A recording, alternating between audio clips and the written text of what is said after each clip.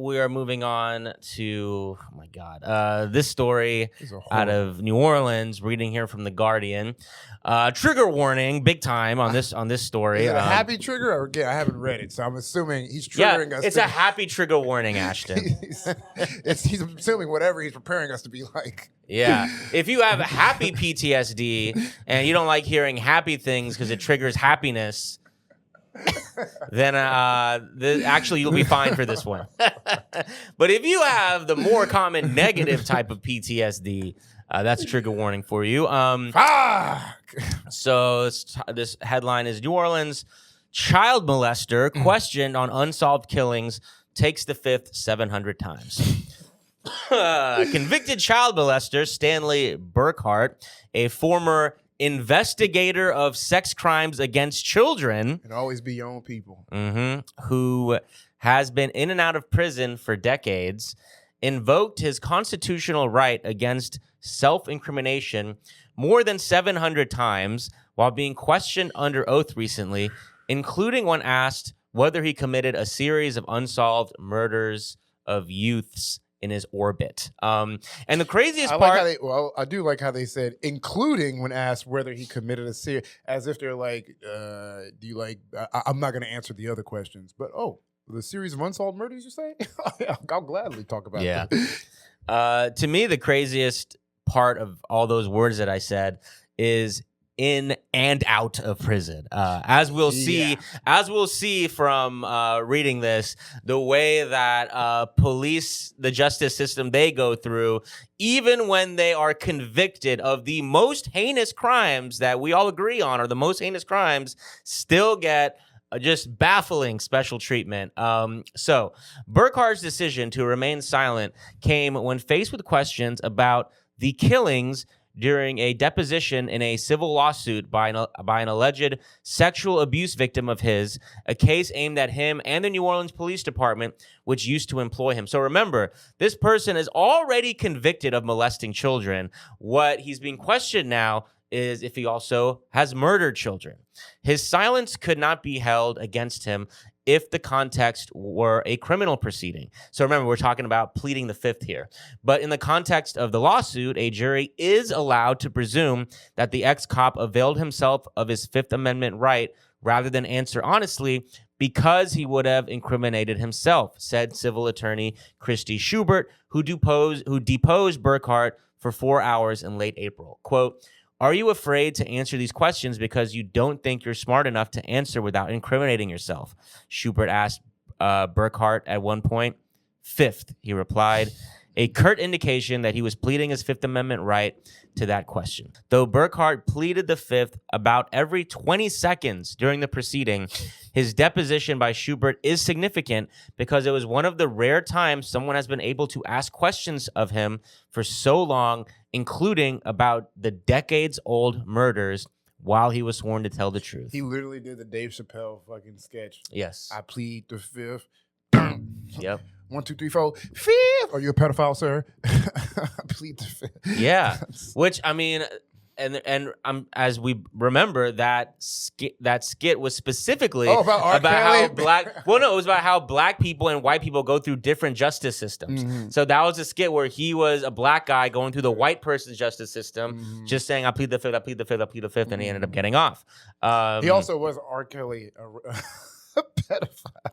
Sure. But yeah, that was one of Dave Chappelle's greatest skits. I'm glad he quit doing comedy forever after Chappelle's show. So investigators have always stopped short of describing Burkhart as a suspect in the strangulation murders of 3 teenagers with ties to New Orleans. This dude was on some shit In the late 1970s, but there have been numerous clear signs that he has been considered of interest to investigations into those slayings. Bro, this nigga was like this is the scary shit they would talk about like in the 70s when it was like that guy down the street.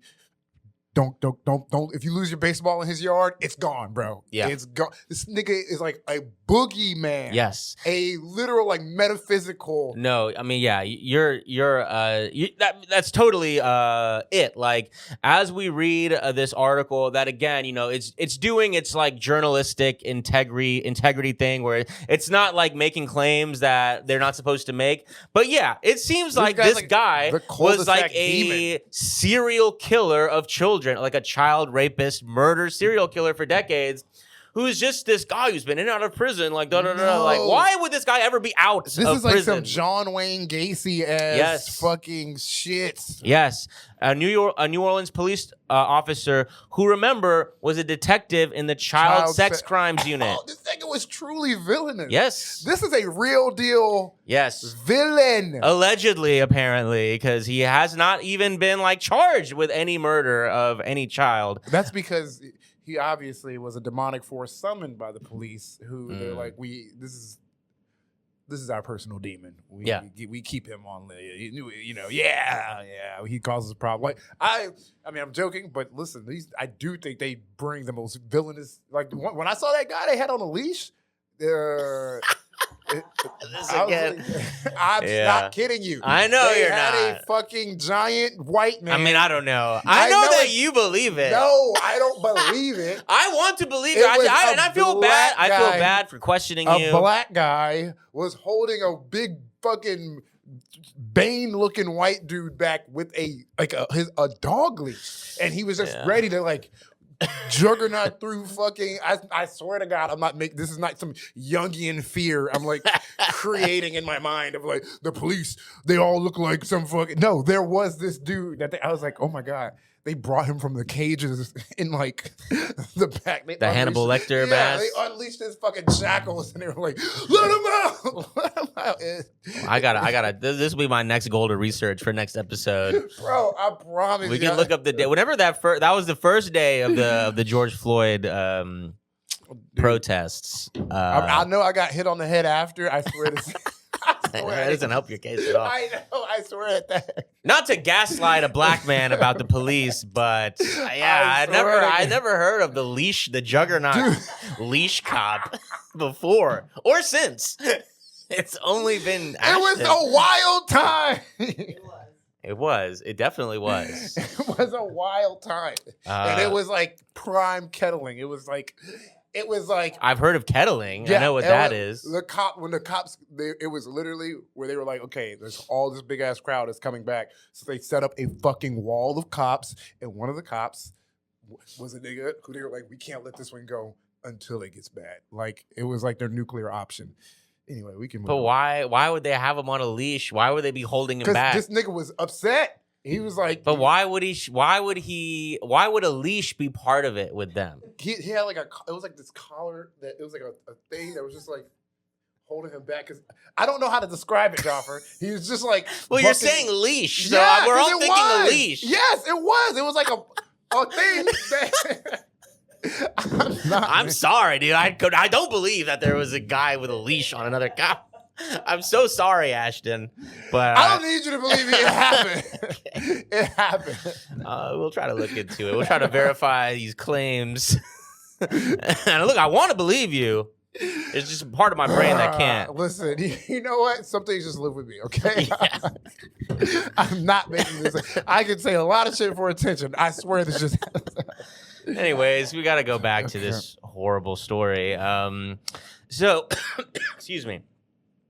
So, investigators have always stopped short of describing Burkhart as a suspect in the strangulation murders of 3 teenagers with ties to New Orleans in the late 1970s. But there have been numerous clear signs that he has been considered of interest to investigations into those slayings, along with the 1982 death of a teen whose body was recovered from the Mississippi River. Notably, a retired New Orleans police officer, Frank Weeks, who was deposed months earlier by Schubert in her client's lawsuit, testified that he recalled his own agency had looked at Burkhart as a possible suspect in the 1982 death of teenager Eddie Wells as far back as the mid-1980s. So there's a lot I left out of this article that goes into like all the different examples of teenagers and children. And again, What do we know about this guy? He's a convicted child molester, child rapist. What do we also know? That children that he knew kept showing up dead. What else do we know? They've done several investigations into him, but they never quite moved those investigations forward enough to press any charges. And we also know that this guy kept being released from jail and being allowed back into the world with all of this knowledge that people had about him. So Schubert specifically asked Weeks whether one particular officer had indicated to him, quote, that he suspected Stanley Burkhart of being responsible of the murder of some boys. Weeks, who had previously spoken about Burkhart in the ongoing true crime podcast New Orleans Unsolved, replied, quote, that is correct. In particular, Eddie Wells. So another example of a child who was found dead. Weeks is a voice on New Orleans Unsolved. He additionally testified that years before Burkhart's unmasking, he was approached by an FBI agent who was investigating, quote, sexual abuse of children complaints filed with the Bureau against Burkhart. So the FBI was also investigating this guy. So everybody was just looking into this dude. Okay. Yeah, no, it is insane. Burkhart pleaded the fifth when Schubert asked him a series of questions about each of those aspects from Weeks' testimony. The first time Burkhart was sent to prison was in 1987 for mailing sexual abuse imagery depicting juveniles to undercover agents despite a career investigating child abuse cases. He has since been released and re-imprisoned half a dozen times, including on July 15th, 2025, on state charges of alleged parole violations, for which he is being held in custody in lieu of $100,000 bail. So the first time I went to prison was in the fucking 80s, and since then, for some reason, he's continually being let out into the public, where it seems very obvious he's out here a fucking serial child murderer. Yeah, that is This is like it. This is like a horror movie. It is like a horror movie. Like, oh damn, this is like he reminds me of like not More Than a Man. Like he represents the fucking It's too archetypical almost. Like this cop that's fucking a pedophile who just is going around raping. I mean, laughing in his deposition as the woman is saying, "You sure are pleading the fifth a lot." Confident and like just like I'll just keep your strategy, and it working. It just like only going to jail a few times. It's crazy. Yeah. It just feels like this nigga feels like a fucking force. I mean, we talk a lot about the reasons people become police officers, and there's a lot of people become cops for noble reasons, right? They believe that they want to do positive, and that's a lot of people joining the force. A lot of people join the force because they're like losers. They were bullied and stuff, and they got a chip on their shoulder. But I think this is like the absolute worst version of that, where someone is a psychopath, sociopath, and they're like, you know, one way I think I could get away with doing the things I want to do, I could become a police officer. I think that's more than 1%. I mean, I don't know. Yeah, I don't want to. I have no. It's all it's all just. Well, we can just guess, but this definitely seems like that archetype of a cop. Yeah, it was just like I can get away with heinous crimes with protection of a badge, and he like seeked out like it's like finding a major in fucking college. He's like, oh, let me get near the kids. Yeah, child sex crime division. That's fucking. It's all right there in front of us, like what this person is. Monster, like you said. Just a straight up, like, I'm going to join and get next to the most vulnerable kids and then fucking molest and kill and murder and, like, be a villain, like an actual. Yeah. And then get away with it. Yeah. If he murdered these kids, like, years ago and it's, like, now coming up, this nigga was haunting his prime. Yeah. But. Among the crimes for which Burkhart has served time were molesting his 9-year-old niece. Exactly. Come on. Look at that. That's like the most. That's like top.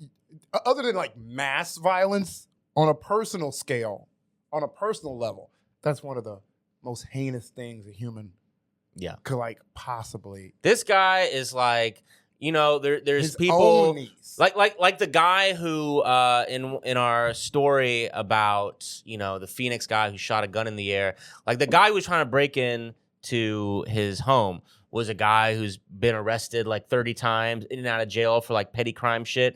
This guy has lived that life, except doing the most heinous crimes imaginable, yet still somehow in and out of prison. Yeah. So, among the crimes, he has served time for molesting his 9-year-old niece. During one of his myriad arrests, federal agents who searched his home, listen to this, found a 12-year-old boy inside, though he never faced charges related to that child. What the fuck? You just found a 12-year-old boy inside? Nah, bro, I'm telling you, he was connected. This is my, now I'm on my Stanley Kubrick fucking Illuminati is now involved here, because ain't no fucking way, bro. Ain't no fucking way. This is too crazy. This is one of those crimes. This is a police officer. This is the 80s and the 90s. This is in the South. Nah, bro. But I mean, this is what we see. I mean, I agree with you. I mean, this is, and it's hard to wrap your head around. This is like fucking politicians are involved. This motherfucker, I don't know. It's too demonic. There's no way you can just be this comfortable molesting kids and then murdering them and then just getting away with it. Like, found a 12-year-old boy inside, though he never faced charges related to that child. That's crazy. That's insane. That's just crazy to write that sentence and not have more to say about it. Yeah, we don't know either. Yeah, one time they found a boy in his, like, imagine like your friends telling you, yeah, one time they found this boy in my home. But anyway, so But also, it's like the federal agents they searched his home. Yeah. Federal agents. That's such a good point. They searched his home, found the worst thing, a child. And we're like, I guess we're good here. All right, thanks for letting us in. What? Notorious serial child molester. They search, find a kid and just go about their day is crazy. It is. U.S. Justice Department prosecutors eventually resorted to a federal law allowing lifelong involuntary commitments for people whom judges deemed to be sexually dangerous. A judge ruled in 2011 that Burkhart met those conditions and imposed an indefinite commitment, but he was conditionally freed after 4 years of treatment. That's so fucking. It's only funny because of how ironically stupid it is. It's like, we should get these people off the streets for a good 4 years. Yeah, exactly. While my kid's in high school. All right. Yeah. That's fucking crazy. His repeated reincarceration center on allegations that he violated his strict parole conditions by, for instance, secretly using cell phones and the internet. He allegedly accessed social media and commented on photos of children with an account whose password was "boys for me!" ! I mean, what do you even say to that? He really loved kids, man. Because a password is something you're like, damn, I don't want to forget this. What do I love? Pokemon. This guy is like, boy, I'm not gonna forget this. Boys for kids. I love kids. This is. I mean, yeah, he's a monster. It's like, feel like that you see that trope in movies, like psychopaths. They're like have like an evil laugh. Like, to me, this is like an evil laugh. Yeah, this is put that as your password. Heinous. Is doing the maniacal laughter. They're like cars for kids, boys for me. A trial in connection with Burkhart's July 2025 parole violation arrest is tentatively set for July 13th. So hopefully we get him on parole violations. Good God. Yeah, get the guy like fucking Al Capone. Yeah. Tax evasion. Nigga. This is dark. That's like a novel villain. It's like a horror. It's like Stephen King. Like yeah, you said. I'm like, this shit is like. I feel like I'm like fucking shudder down my back. He's up there with one of the most. It's funny that like, through pop culture, we think you find the most horrible person through like media. You're like, damn, I haven't seen nobody as evil as that. But the real villains just exist in reality. Yeah, like. Our podcast at times or frequently is like a true crime podcast. Like we did not want to set out and do a true crime podcast, but it's like it's about cops. These motherfuckers are truly criminals a lot of the time. You would think if we did, we'd have a lot more women followers. Ladies, Listen Yeah. up. Get us up there.